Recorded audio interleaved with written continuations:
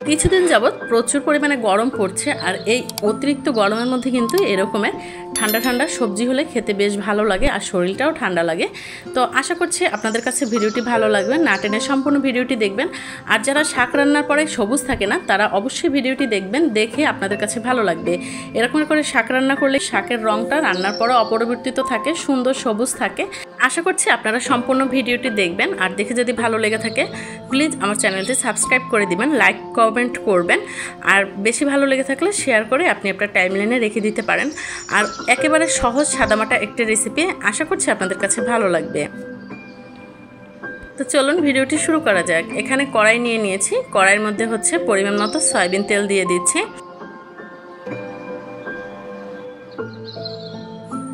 পেঁয়াজ দিয়ে দিলাম হাফ কাপ পরিমাণে বা 1 মুঠো পরিমাণে।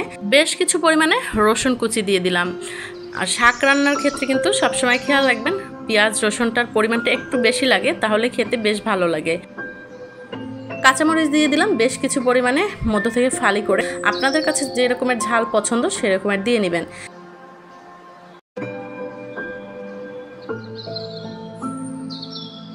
পেঁয়াজ রসুন একেবারে লাল করা যাবে না, যখন এরকম হালকা একটু ব্রাউন কালার আসবে এর মধ্যে চিংড়ি দিয়ে দিয়েছি। চিংড়িগুলো দিয়ে হালকা একটু ভেজে নিচ্ছি।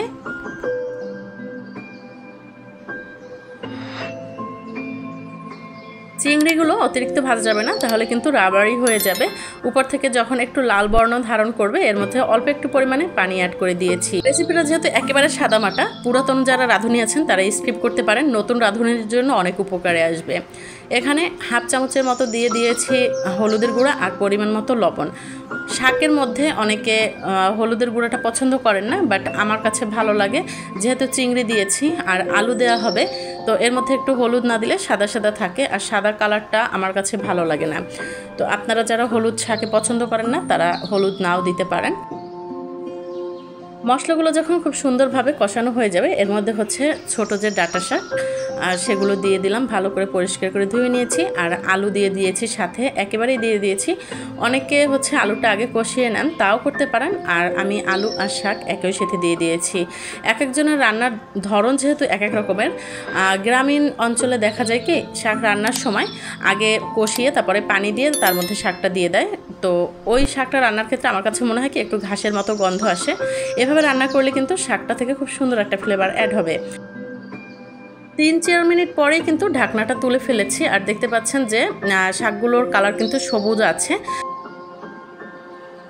যারা শাকের মধ্যে আলুটা পছন্দ করেন না তারা কিন্তু আলু নাও দিতে পারেন। যেহেতু শাক রসা রসা করে রান্না করব, তো 2 কাপ পরিমাণে পানি আমি এখানে অ্যাড করে দিয়েছি।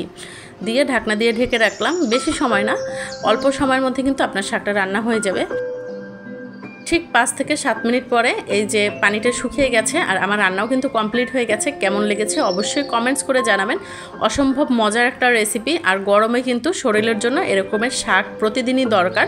তো আপনারা এভাবে বাসায় ট্রাই করবেন। যদি ভালো লেগে থাকে শেয়ার করে টাইমলাইনে রেখে দিবেন। আর আরও ভালো লেগে থাকলে প্লিজ চ্যানেলটি সাবস্ক্রাইব করে দিবেন, লাইক কমেন্টস করবেন। আর ভিডিওটি ভালো লাগলে শেয়ার করে আপনি আপনার টাইমলাইনে রেখে দিতে পারেন। আল্লাহ হাফেজ।